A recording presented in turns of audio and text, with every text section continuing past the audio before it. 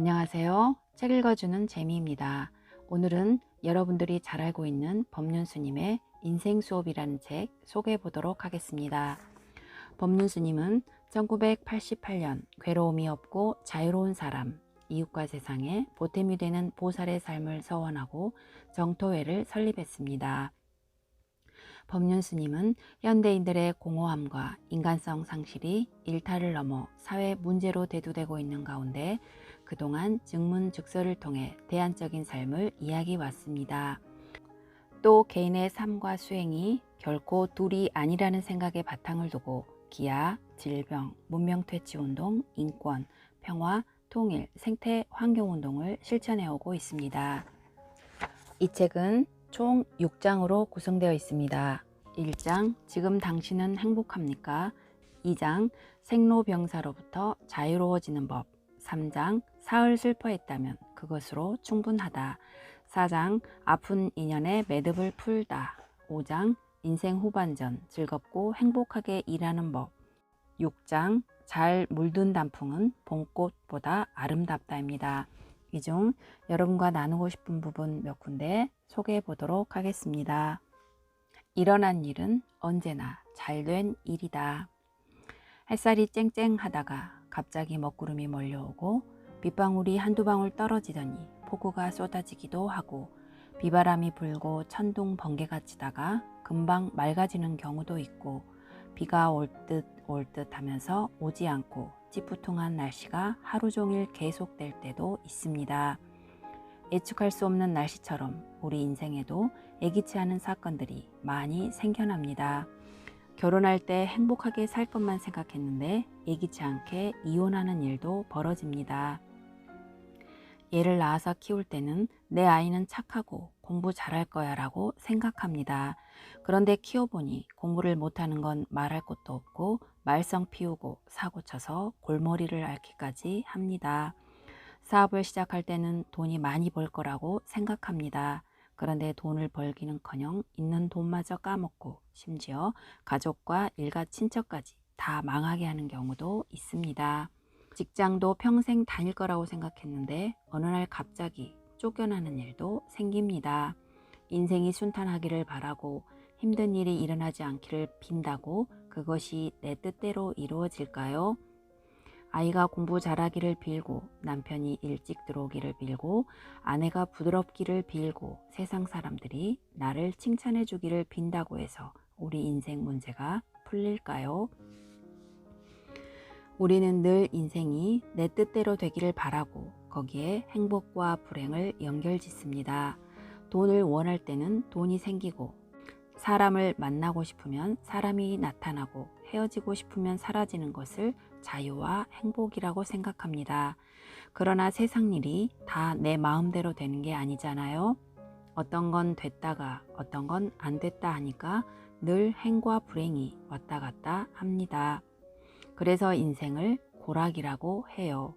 괴로울 때도 있고 즐거울 때도 있어서 고락이 늘 되풀이되므로 윤회한다고 말합니다. 즐거웠다가 괴로웠다, 좋았다가 나빴다 한다는 겁니다. 우리의 행복과 불행, 즐거움과 괴로움은 내 뜻대로 이루어진다, 안 이루어진다를 기준으로 돌고 돕니다. 좋은 일이 생겨서 행복한 것은 나쁜 일이 생겨서 불행한 것과 늘 반반씩 되풀이합니다. 그것은 진정한 행복이라고 할 수가 없습니다. 자기 뜻대로 돼서 기분이 좋은 것은 마약 주사를 맞는 것과 똑같아서 계속 맞아야 합니다. 지나온 삶에서 행불행이라고 생각했던 것들을 잘 살펴보세요. 지금 일어난 일이 나쁜 것 같고 저 일은 좋은 것 같은데 지나고 보면 나쁜 일이었던 게 오히려 나에게 이득이 되는 경우도 있고 좋은 일 같았던 게 더 손해가 나는 경우도 있습니다. 그것을 알고 나면 행복에 집착하고 불행에 괴로워하는 감정 기복이 좀 줄어듭니다. 전에는 좋은 일 갖고 행복해하고 나쁜 일 갖고 불행에 빠져들었다면 이제는 지금은 나쁜 것 같지만 꼭 나쁘다고 볼 수 없을 거야. 이건 좋은 일 같지만 꼭 좋다고만 볼 수 없을 거야. 이걸 알아갑니다. 그러면 외적인 조건에 크게 영향을 받아서 지나치게 기뻐하거나 지나치게 슬퍼하는 일이 줄어듭니다. 저는 예전에 고문을 당하기도 하고 감옥에 가서 몇 달을 살기도 했습니다. 그때는 힘들었지만 그 경험이 법문거리든 수행의 과제든 모든 면에서 도움이 됩니다. 또 세상을 이해하는 데도 굉장히 도움이 되었습니다. 단적으로 제가 교도소에 가서 법문을 해도 감옥살이를 하기 전과 한 뒤에 대중을 대하는 태도가 다를 수밖에 없습니다. 감옥에 들어가 보기 전에는 당신들이 나쁜 짓을 했지만 지금이라도 반성하면 좋은 사람이 될 수 있다 이랬을 겁니다. 그런데 제가 그 안에 있으면서 수감자들의 마음 상태를 좀 알 수 있었습니다. 저는 집시법 위반이라는 죄목으로 들어갔기 때문에 양심수로 분류되었는데 취조 과정에서 말을 안 듣는다고 일반 재소자 12명이 있는 방에 보내졌습니다. 그 방 사람들은 도둑질이나 이런저런 위법 행위를 저지르고 들어왔는데 보통 잡범이라고 부르지요. 그런데 그들 모두 하는 말이 자기는 죄가 없다는 겁니다. 다 억울하다는 거예요. 그러니까 지금 제가 수감자들에게 법문을 한다면 첫마디를 이렇게 할 겁니다. 여러분들 다 억울하시죠? 그럼 그 사람들의 마음에 확 다가갈 수 있겠지요. 이것은 책을 보고는 얻을 수 없는 경험입니다. 직접 감옥에 가보고 수감자들을 만나보면서 얻은 것이기 때문입니다. 그때는 힘들었지만 결과적으로는 많은 것을 배울 수 있는 기회였던 겁니다. 그런 측면에서 우리가 인생을 살아가면서 안 좋다는 일도 꼭 안 좋다고만 볼 수는 없는 거예요. 살아가면서 이런저런 경험을 하니까 나이가 들면 원숙해진다고 합니다. 젊을 때는 한 사건이 일어나면 그게 전부인 줄 알고 울고 불고 난리를 쳤는데 지나놓고 보면 그것도 참 좋은 일이었거든요. 실연해서 세상이 무너진 것처럼 힘들어했는데 지나고 보니 그 일로 해서 사람 보는 안목이 생기고 연애 심리도 이해하게 됩니다. 자신에게 일어난 일은 긍정적으로 바라보는 것이 좋습니다. 이미 일어나 버렸는데 그걸 부정적으로 생각한다고 해서 바뀌는 건 아니잖아요. 그렇다고 무조건 잘 될 거다 하는 낙관이 아니라 일어나 버린 일은 항상 잘된 일이다. 이렇게 긍정적으로 보고 거기서부터 출발하면 어느 상황에서든 배울 수 있고 그 풍부한 경험을 토대로 지혜로운 조언도 해줄 수 있게 됩니다. 자살, 못마땅한 나를 살해하는 것. 대체 왜 스스로의 삶을 포기하는 걸까요? 개인적인 원인은 바로 자신에 대한 인식의 오류에서 비롯합니다. 우리에게는 다음과 같은 상이 있습니다. 나는 이런 사람이야. 나는 이런 사람이 돼야 해. 나는 이런 사람이 되고 싶어. 남이 나를 뭐라 하든 관계없이 내가 이런 사람이라는 정해진 상이 있습니다. 이를 자아상, 자아의식이라고 합니다. 우리는 나는 이런 사람이라는 상상의 자기를 만들고 그 상상의 내가 진짜 나인 줄 착각합니다. 문제는 이것이 대부분 높게 설정되어 있다는 겁니다. 요즘은 집에서 자식을 하나둘 낳아 오냐오냐 하며 키워서 일종의 공주병, 왕자병 같은 게 있어서 자기에 대한 너무 높은 상을 그리고 있습니다. 막상 현실과 부닥쳐 보면 생각과 달리 자기가 너무 초라해 보이는 겁니다. 자기가 그린 자아상과 밥 먹고 성질내고 화내고 슬퍼하는 현실의 나와의 사이의 간격이 너무 벌어지면 자아가 현실의 나를 못마땅해 합니다. 처음에는 자기를 별 볼 일이 없다고 생각하다가 그것이 심해지면 자기를 세상 사람들에게 보여주기 부끄러워서 밖으로 나가지 않고 방 안에만 들어가 있습니다. 그것이 극에 다르면 나같이 쓸모없는 건 없어져야 해 하는 심리로 발전하고 결국에는 자신을 죽여버립니다. 자아의식이 현실의 자기를 죽여버리는 게 자살입니다. 또한 우리는 상대에 대해서도 상을 그립니다. 가령 내 애인은 이런 사람이어야 해 라는 상이 있습니다. 그런데 현실의 애인이 이 기준에 못 미치면 불만스러워지고 보기 싫어집니다. 그럼 헤어지면 되는데 상대가 헤어지지 않으려고 하면 극단적인 선택을 합니다. 그것이 바로 살인입니다. 자살이나 살인이나 다 자기가 그리고 있는 상의 근본을 두고 현실을 부정하는 겁니다. 살인과 자살은 같은 과정을 거쳐서 일어납니다. 상대나 나를 있는 그대로 보지 않고 자기의 어떤 생각의 기준을 두고 너는 또는 나는 이래야 하는데 이렇지 못하다. 넌 또는 나는 나쁜 놈이다. 너 같은 놈은 없어도 돼. 하는 겁니다. 그러니까 상대를 내치는 방법으로 첫째는 꼴도 보기 싫어 하다가 내 눈앞에 나타나지 마. 그것이 마음대로 안 되면 상대나 나가 영원히 나타나지 않게 살인, 자살을 합니다. 자살은 살인과 동일한 범죄 행위라고 할 수 있습니다. 다만 남에게 피해를 주지 않기 때문에 처벌할 수 없을 뿐입니다. 더 나아가 불특정 다수에 대해서 나만 죽기 억울하니까 너도 죽이고 나도 죽겠다는 쪽으로 가기도 합니다. 이른바 묻지마 살인이 되는 겁니다.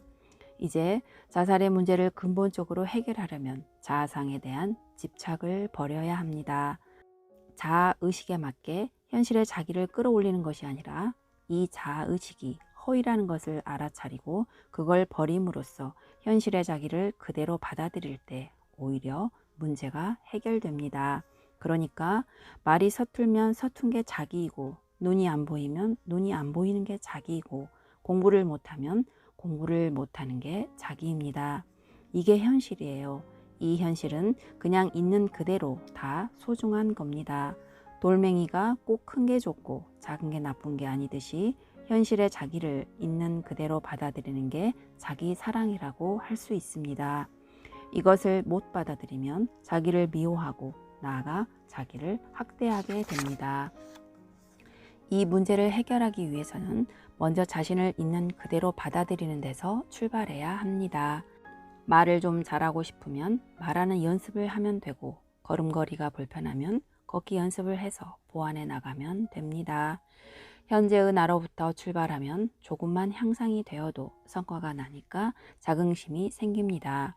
그런데 상상의 나를 기준으로 삼으면 현실의 자기가 어느 정도 올라와도 늘 그 기준에 못 미치기 때문에 항상 불만스러울 수밖에 없습니다.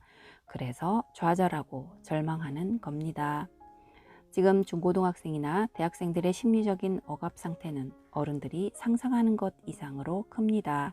주위로부터 너무 많은 것을 요구받고 그 요구에 자기를 맞추려다 보니까 또는 자기를 너무 높이 상정하고 거기에 맞추려다 보니까 이게 안 될 때 좌절하고 절망해서 자신을 포기해버리기 쉬운 상태인 거예요.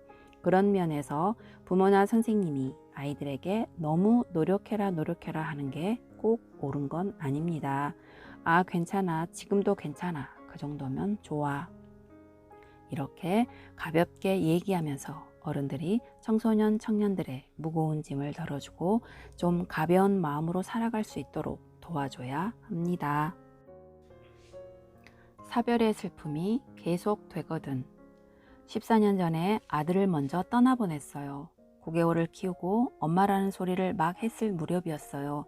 낮잠을 재우고 저희 부부는 거실에서 신나게 놀았는데 애가 일어날 시간이 지나도록 깨지를 않아서 방에 들어가 보니까 죽어 있었어요. 한 어머니가 14년 전에 죽은 자식 이야기를 하면서 눈물을 흘렸습니다. 어린 자식을 보낸 부모로서 마음 아프긴 하겠지만 14년이 흘렀는데 아이 생각을 하면서 또 흐느껴 옵니다. 지금 아이가 죽은 것도 아닌데 14년 전에 죽은 그 아이 생각을 하면서 사로잡힘이라는 정신현상이 일어난 겁니다. 이미 지나가 버린 일을 비디오로 보는 것처럼 떠올리면서 마치 지금 일어난 일인 것처럼 생각하면 뇌나 마음에 아이가 죽을 때와 똑같은 작용이 일어납니다. 눈물도 나고 목도 메이고 마음이 가라앉지를 않습니다. 그러나 그럴 때 다른 생각, 다른 이야기를 하다 보면 그 사로잡힘에서 벗어납니다. 그러다 다시 죽은 아이를 생각하고 사로잡히면 또 슬픔이 일어납니다. 어떤 부인이 남편이 죽어서 몹시 괴로워하고 있다면 남편이 죽었기 때문에 괴로운 것이 아니라 남편이 죽었다는 생각에 사로잡혀 있어서 괴로운 겁니다. 남편의 장례를 치르는 동안에도 맛있는 음식을 보고 순간적으로 맛있겠다는 생각을 하는 동안에는 괴롭지 않습니다. 그 순간에는 남편이 죽었다는 생각을 놓아버렸기 때문이에요. 그런데 조금 있다가 다시 남편 생각을 하면 괴로워집니다. 죽음이 괴로움을 불러오는 것이 아니라 죽었다는 생각에 사로잡힐 때 괴로움이 일어나는 거예요. 그러나 그걸 놓으면 금세 밝아집니다. 14년 동안 사별의 슬픔을 겪은 어머니 역시 죽음의 충격에 사로잡혀서 놓아버리지를 못했기 때문입니다. 이 부모는 아이가 죽을 때 거실에서 놀고 있었다는 것 때문에 지금까지 자책을 하고 있습니다. 그런데 아이가 자는 줄 알았는데 죽었다면 병명을 정확하게 모르지만 심장마비일 확률이 높습니다. 그럼 그 아이가 크면 심장 때문에 고생을 할 확률이 높아요. 그런데 어려서 죽었으니 아이도 덜 고생하고 부모도 덜 고생하지 않겠어요? 만약에 초등학교나 중학교 때쯤 다니다가 죽었으면 슬픔이 지금보다 더 클 수도 있습니다. 부모가 무슨 잘못을 해서 죽인 것도 아니고 이불을 잘못 덮어놔서 질식해서 죽은 것도 아니잖아요. 그냥 자연사일 뿐인데 아이가 죽을 때 곁에 없었다는 이유로 죄책감을 가질 이유는 없습니다. 우리와 인연이 다해서 갔구나 생각하고 다음 생에는 불편한 몸 받지 말고 건강한 몸을 받아서 행복하게 살거라. 이렇게 기도하고 집착을 놓아버려야 합니다. 후회와 상처를 남기지 않는 이별법. 아내에 대해 이해하지 못하는 마음, 미움, 괴로움, 분노 같은 게 남아 있습니다. 이혼 조정 중인 남편의 이야기입니다. 전보다 마음이 많이 안정됐지만 아직도 상대에 대해 부정적인 감정이 남아 있다는 거예요. 부부가 살다가 이혼할 수도 있습니다. 이혼하고 안 하고가 중요한 게 아니라 왜 이혼에 이르렀는지 자신을 잘 살펴보는 게 중요합니다. 그래야 나중에 다른 사람을 만났을 때 같은 실수를 반복하지 않을 수 있습니다. 결혼 생활에서 가장 크게 갈등을 빚는 것이 서로 자신이 옳다는 고집입니다.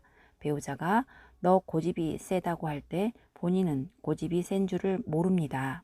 본인은 자기 얘기가 옳다 싶어서 하는 거니까요. 그래서 내가 고집을 피우는 게 아니야. 나는 그냥 내 생각을 이야기하는 거야 라고 대응합니다. 너는 화를 많이 내고 짜증도 많아. 그러는 배우자의 말에 대체로 이렇게 대꾸합니다. 내가 왜 화를 내겠어? 내가 언제 짜증을 냈어? 내가 화를 내니 나도 낸 거지. 자신의 감정을 어떻게 표현하고 행동하는지 잘 모르기 때문입니다. 만약 이분의 부인에게 남편이 이해심이 있나요? 아니면 자기 생각이 좀 강한가요? 라고 물어보면 뭐라고 대답할까요? 부인은 아마도 고집이 엄청 세요 라고 할 겁니다. 또 남편이 이기적인가요? 헌신적인가요? 물으면 뭐라고 대답할까요? 아마도 이기적이라고 할 겁니다. 이처럼 내가 아는 나와 다른 사람 눈에 비친 나는 서로 다릅니다. 물론 어느 것이 더 객관적인가는 잘라 말할 수 없습니다. 그래도 상대편에게 비친 게 조금 더 객관적 현실에 맞다고 볼 수 있습니다. 스님의 주례사에서 상대를 만날 때 덕 보려는 마음 때문에 괴로움이 생긴다고 했습니다. 상대에게 덕을 보려는 게 잘못됐다는 게 아니라 덕을 보면 반드시 갚아야 하는 게 인과임을 알아야 한다는 겁니다. 돈을 빌렸으면 내 수입은 없는데도 많이 쓸 수 있잖아요. 그렇지만 나중에 빚을 갚아야 하는 과보가 따릅니다. 내가 덕을 보면 상대는 손해가 났다고 생각하기 때문에 그 대가를 상대가 다시 요구하게 된다는 거예요. 그래서 덕 보려는 마음을 버리든지 아니면 덕 보려는 마음이 있음을 알아차리라는 겁니다. 내가 약간 덕 보려고 하는구나. 내가 고집을 부릴 때 이렇게 알아차려야 합니다. 내가 지금 고집하고 있구나. 내가 고집을 부리면 저 사람이 좀 답답해 할 거야. 내가 이렇게 알고 있어야 한다는 겁니다. 그러면 상대가 당신은 이기적이야 라고 할 때 그래요, 내가 좀 이기적이지요 하고 상대의 의견을 수용합니다. 그러면 소통이 됩니다. 내가 이기심을 다 버리고 고집을 다 버려야만 소통이 되는 게 아닙니다. 내가 고집을 부리면서 고집하는 줄 모르고 이기적이면서도 이기적인 줄 모르면 상대가 이기적이다 라고 할 때 나만 이기적이냐? 너는 이기적이지 않냐? 이렇게 되받아치거나 내가 왜 이기적이야? 라고 화를 냅니다. 또 넌 고집이 세다고 하면 내가 왜 고집이 세냐고 하거나 그럼 나만 세고 너는 안 세냐 하는 식으로 맞섭니다. 이런 식으로 물타기를 하면 대화가 안 되고 서로 상처만 입습니다. 모든 인간이다. 이기적입니다. 이것을 인정하고 내가 이기적이라는 것에 동의하면 대화가 됩니다. 예를 들어 내가 누구에게 전화를 걸 때는 대체로 무언가 도움이 필요해서 합니다. 10통 중에 9통, 어쩌면 10통 다 뭘 물어보든지 무언가 요구할 게 있어서 전화를 합니다. 별일 없이 어떻게 지내냐? 내가 뭐 돌 일 없니? 이렇게 물어보고 전화를 먼저 하는 경우는 거의 없습니다. 이걸 인정하면 상대가 나에게 전화할 때도 뭔가 부탁이 있어서라는 것을 당연히 받아들일 수 있습니다. 그런데 우리는 쟤는 꼭 지 필요할 때만 연락한다고 생각합니다. 바로 이런 데서 갈등이 생겨납니다. 그래서 내가 이기적이라는 것을 수용하면 상대가 이기적인 것을 비난하지 않게 됩니다. 상대가 자기 필요에 따라서 전화를 했고 상대가 요구하는 것을 내가 도와주면 상대도 고맙게 여깁니다. 도움을 요청할 때 귀찮은 건 사실이지만 또 다른 측면에서는 내가 그 사람보다 역량이 더 크거나 유리한 고지에 있다는 걸 말하는 것이기도 합니다. 그런데 그걸 귀찮게만 생각하고 막아버리면 내 역량이 제대로 쓰이지를 못합니다. 그래서 전화가 오고 도움을 요청한 것을 귀찮게만 생각할 필요는 없다는 거예요. 내가 꼭 헌신적이고 늘 굽혀져야 소통이 되는 게 아니라 내가 이기적이라는 것만 알아도 소통이 된다는 겁니다. 남편이 보기엔 부인이 문제인 것 같고 이기적이고 고집이 센 것 같지만 사실은 그 사람도 나를 그렇게 느낀다는 거예요. 같이 살든 안 살든 그 결정은 자기 마음대로 해도 좋지만 상대를 미워할 이유는 없습니다. 내가 힘들다고 버린 그 사람도 딴 남자가 좋다고 데려갈 거고 그 여자가 버린 나도 딴 여자가 좋다고 만나게 됩니다. 그렇기 때문에 상대가 좋고 나쁜 게 아니에요. 다만 내 요구에 안 맞기 때문에 내 감정이 나쁘게 느껴질 뿐입니다. 그러니 그 사람 자체가 문제는 아니라는 거예요. 그러니까 헤어지더라도 상대를 미워해서 지난 시간을 상처로 만들지 않는 게 중요합니다. 같이 살아도 미워하면 안 되고 헤어져도 미워하지 않아야 합니다. 미워하면 같이 산 내 인생을 낭비한 게 되니까 헤어지더라도 고맙다고 참회의절을 해야 합니다. 그 여자 없었으면 지금까지 총각으로 살았을지도 모르는데 그래도 그 사람 덕에 외롭지 않았잖아요. 앞으로 이혼하더라도 또 결혼하면 되고 함께 산 시간은 내 인생의 경험이 될 수 있습니다. 그 여자를 미워하면 결혼 생활이 상처로 남지만 그 여자에 대해 고맙다고 할 때는 그 시간이 경험이자 자산으로 남게 된다는 겁니다. 그동안의 삶을 소중하게 받아들여야 재혼을 하든 혼자 살든 앞으로의 인생에 나쁜 영향을 안 줍니다. 그러나 상처로 간직하고 있으면 다음에 누군가를 만났을 때 선입관으로 작용합니다. 전부인과 조금만 비슷한 행동이나 성향을 보이면 또 문제가 생길 건 아닌가 하는 두려움을 갖게 되고 그러한 감정은 관계에 부정적인 영향을 끼칩니다. 겉으로는 이별의 과정에 별 문제가 없어 보이지만 무의식의 세계에는 상처로 남기 쉽습니다. 이것을 치유하는 방법은 두 가지입니다. 하나는 상대에 대한 참회입니다. 나하고 산다고 당신 정말 고생 많이 했어. 정말 미안하다. 또 하나는 감사입니다. 그래도 3년간 살아줘서 내 삶에 좋은 경험이 됐다. 이 두 가지 기도를 해서 감사와 참회가 진짜 가슴에 다가오면 내 속에 있던 상처가 아뭅니다. 그래야 새로운 사람을 만나도 두 번 다시 같은 실수를 하지 않습니다. 과거는 참회와 감사 기도로 털어버리고 새로운 삶은 희망을 가지고 준비해 가는 게 좋습니다. 더 사랑해서가 아니라 더 기대해서 외로운 것. 결혼하고 1년쯤 지나면 신혼도 끝나고 사랑의 감정도 조금은 식는다고들 합니다. 그런데 결혼한 지 23년이 되었는데도 남편만 보면 가슴이 뛰고 긴장된다는 부인이 있습니다. 남편을 쳐다만 봐도 좋은데 한편으로는 남편에게 계속 신경 쓰는 자신이 싫고 괴롭다는 겁니다. 남편이 취미로 찍은 코스모스 들국화 사진을 보면서 정신이 번쩍 들었습니다. 남편은 자기 생활을 하는데 나는 뭐 하는 사람인가 하면서 부러움과 질투심이 밀려왔습니다. 남편이 돈을 안 가져와도 화가 안 나고 어디를 가도 화가 안 났는데 지난 가을 남편이 찍은 꽃사진을 보면서부터 이제 사랑의 끈을 놓고 싶어졌습니다. 어떻게 해야 남편을 덜 사랑하고 자기 자신을 사랑할 수 있을지 자유로운 마음을 갖게 도와달라고 했습니다. 그런데 단지 남편을 더 사랑하는 게 싫어서 자유로워지고 싶은 걸까요? 남에게 사랑받으려고만 하면 자기가 원하는 것이 이루어지지 않아서 항상 괴로움에서 허우적거립니다. 현명한 사람은 자기가 사랑을 받으려면 먼저 사랑을 해야 하고 칭찬을 받으려면 먼저 칭찬해야 한다는 것을 압니다. 그래서 자기가 먼저 사랑하고 자기가 먼저 칭찬하기 때문에 상대방에게 사랑받고 칭찬받습니다. 그러면 괴로움이 적고 즐거움이 크지만 완전한 행복에 이르지는 못합니다. 왜냐하면 내가 사랑을 했는데도 상대방이 나를 사랑하지 않을 가능성도 있기 때문입니다. 그럼 완전한 행복에 이르려면 어떻게 해야 할까요?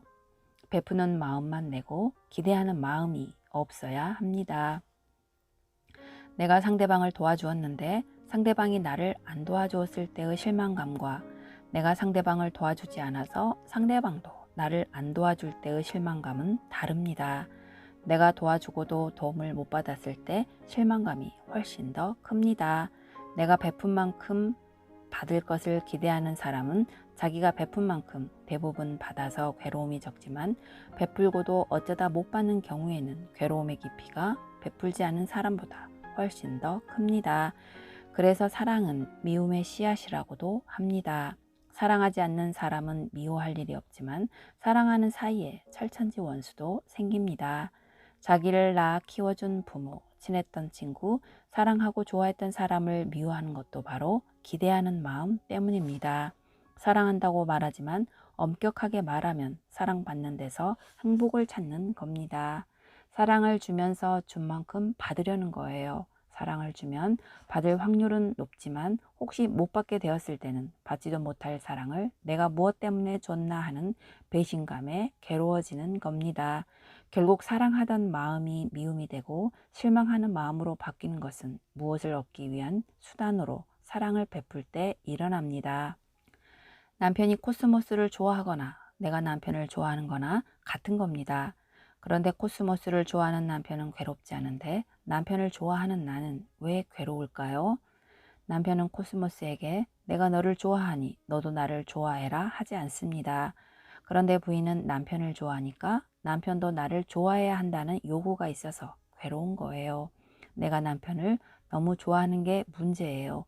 이제 더 이상 좋아하지 않을래요 하는 것은 핵심을 놓친 겁니다.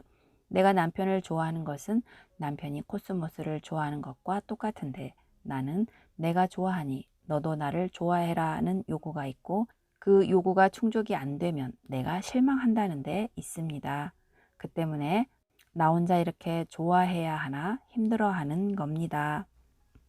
남편을 그냥 좋아하면 돼요. 설악산에 5번, 6번 갔는데 설악산이 나 좋다는 얘기를 한 번도 안 한다고 이제 설악산 안 갈래 하는 얘기하고 똑같습니다. 왜 내가 설악산에 매어 살아야 합니까? 남편은 코스모스를 계속 좋아해야 하나 이런 생각을 안 하잖아요. 그처럼 남편을 좋아하되 남편에게 사랑을 기대하는 마음을 내려놔야 문제가 풀립니다. 바다를 보면 기분이 좋습니다. 그럼 바다가 기분 좋은 걸까요? 내가 기분이 좋은 걸까요? 내가 기분이 좋은 겁니다. 내가 기분이 좋은 것은 바다가 나를 좋아하기 때문이 아니라 내가 바다를 좋아하기 때문이에요. 산은 그냥 산이고 바다는 바다고 하늘은 하늘일 뿐입니다. 내가 이런 것들을 좋아하기 때문에 그냥 바라는 것 없이 좋아하고 행복해하는 겁니다. 바라는 것 없이 어떤 사람을 사랑하면 그가 나를 좋아하지 않아도 내가 그 사람을 좋아하기 때문에 그를 보는 것만으로도 행복해집니다. 기대 없이 좋아해 보세요. 바다를 사랑하듯이 산을 좋아하듯이. 지금까지 시청해 주셔서 감사합니다.